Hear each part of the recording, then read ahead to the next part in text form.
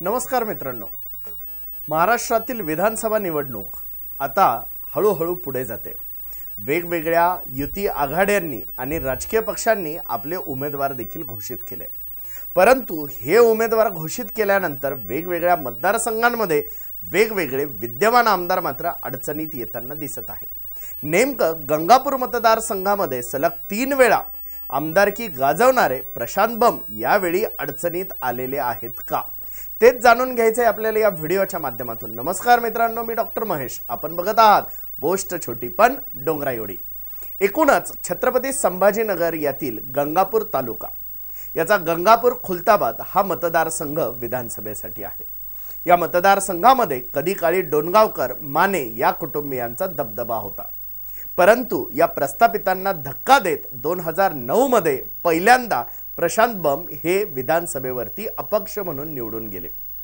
2002 मध्ये ग्रामपंचायत सदस्य आणि अगदी 3 वर्षांनी 2005 मध्ये जिल्हा परिषद सदस्य एवढा राजकीय प्रवास करणारे प्रशांत बंब यांनी 2009 मध्ये अपक्ष म्हणून नशीब आजमावलं आणि वेगवेगळ्या स्थानिक राजकीय प्रस्थापित नेत्यांकडून समाजाची झालेली होरपळ त्यांनी थांबवली आणि 2009 मध्ये प्रशांत बंब हे पहिल्यांदा विधानसभेवरती अपक्ष म्हणून निवडून गेले। 2014 मध्ये भाजपची मोठी लाट आली आणि त्यावेळी ते सुद्धा भाजपवासी झाले। 2014 मध्ये देवेंद्र फडणवीसांशी जवळीक साधत भाजपचं तिकीट मिळवत प्रशांत बंब पुन्हा एकदा आमदार झाले। 2019 मध्ये मंत्रीपद मिळेल अशी अपेक्षा असणारे प्रशांत बंब पुन्हा एकदा आमदार तर झाले, परंतु महाविकास आघाडीचं सरकार आलं आणि मंत्रिपदाची त्यांना हुलकावणी झाली। आता हे प्रशांत बंब सलग 3 वेळा गंगापूर खुलताबाद मतदारसंघामधून आमदार तर राहिले, परंतु आता चौथ्या वेळी मात्र त्यांच्या समोर मोठमोठी आव्हानं उभी राहिली आहेत। त्या आव्हानांबद्दलच आपल्याला चर्चा करायची। तर सगळ्यात सुरुवातीला यांच्या विरुद्ध दंड थोपटलंय ते सतीश चव्हाण यांनी।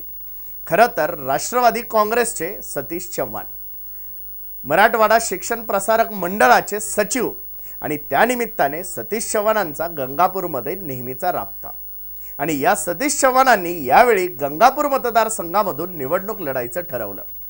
तिकीट मिळालं तर अजित पवार गट, नाही मिळालं तर शरद पवार गट आणि तेही नाही झालं तर अपक्ष, निवडणूक तर लढणारच असा चंग बांधून सतीश चव्हाणांनी मागील 3 वर्षांपासून गंगापूर मतदारसंघामध्ये आपलं येणं जाणं वाढवलं।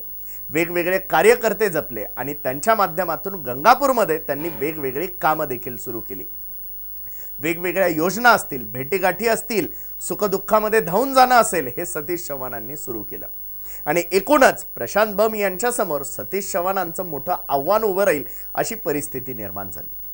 दुसऱ्या बाजूला जर उद्धव बाळासाहेब ठाकरे गटाकडे जर ही जागा जर गेली, ज्यासाठी उद्धव ठाकरे गट हा आग्रही आहे, कारण याआधी तेथे अण्णासाहेब मानेंच्या निमित्ताने शिवसेनेचा आमदार होता। जर उद्धव ठाकरे गटाकडे जर ही जागा गेली तर देवयानी डोणगावकर यांना सुद्धा या मतदारसंघामधून नशीब आजमावता येऊ शकतं। सध्या तरी देवयानी डोणगावकरांबद्दल तालुक्यामध्ये चांगली चर्चा आहे आणि त्यांच्याबद्दल लोक पॉझिटिव्ह देखील आहेत। आता यासोबतच स्वकीयांकडून सुद्धा प्रशांत बंब यांना धोका आहे। भाजपकडून जिल्हा परिषदेचे सदस्य असलेले सुरेश सोनवणे हे सुद्धा या निवडणुकीमध्ये अपक्ष उभं राहणार आहेत आणि भाजपमधून बंडखोरी करून ते जर प्रशांत बंब यांच्या विरुद्ध उभे राहिले तर मात्र प्रशांत बंब यांना स्वपक्षातून तसंच सतीश चव्हाण किंवा देवयानी डोणगावकर यांच्या माध्यमातून विरोधी पक्षातून अडचण निर्माण होणारी आहे। हे झालं विरोधी उमेदवारांबद्दल। आता 15 वर्ष सलग आमदार राहिल्यानंतर प्रशांत बंब यांच्या विरुद्ध अँटी इन्कम्बन्सी आहे। तालुक्यातील लोक चर्चा करत असताना प्रशांत बंब यांनी कुठलीही कामं केले नाही अशी ही चर्चा रंगवत असतात। एका बाजूला अँटी इन्कम्बन्सी, काम कमी असणे आणि दुसऱ्या बाजूला शिक्षकांबद्दल जो रोष प्रशांत बंब यांनी मागील 2 वर्षांमध्ये ओढवून घेतलेला आहे, त्यामुळे सुद्धा प्रशांत बंब यांना फटका बसू शकतो। एकूणच काय, विरोधी पक्ष, स्वपक्ष आणि शिक्षकांबद्दलचा रोष। आता तिसरा महत्त्वाचा भाग आहे तो म्हणजे जरांगे फॅक्टर। होय, गंगापूर खुलताबाद हा मतदारसंघामध्ये मराठा आणि मुस्लिम बहुल आहेत आणि मराठा मुस्लिम हे दोन्हीही सध्या तरी भाजपच्या विरोधात गेलेले चित्र उभं राहते। मग जर मराठा समाजाने प्रशांत बंब यांच्या विरोधात जर मतदान जर केलं तर मात्र प्रशांत बंब हे मोठ्या अडचणीत येऊ शकतात। सलग 15 वर्ष वेगवेगळ्या समाजातून आणि स्पेशली मराठा समाजाने प्रशांत बंब यांना मोठा पाठिंबा दिलेला आहे, परंतु भाजप यांचा मराठा विरोध हा मात्र प्रशांत बंब यांना यावेळी अडचणीत आणू शकतो।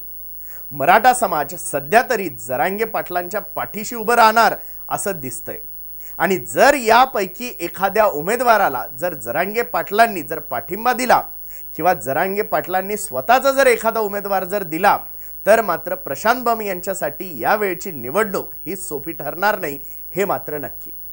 आता येणाऱ्या काळामध्ये प्रशांत बंब वेगवेगळे सामाजिक समीकरण आणि स्वकीय तसेच विरोधी पक्षातील विरोधकांना कसं मॅनेज करतात हे आपण बघूच, परंतु सध्या तरी प्रशांत बंब यांना ही निवडणूक जरा अडचणीचीच ठरत आहे।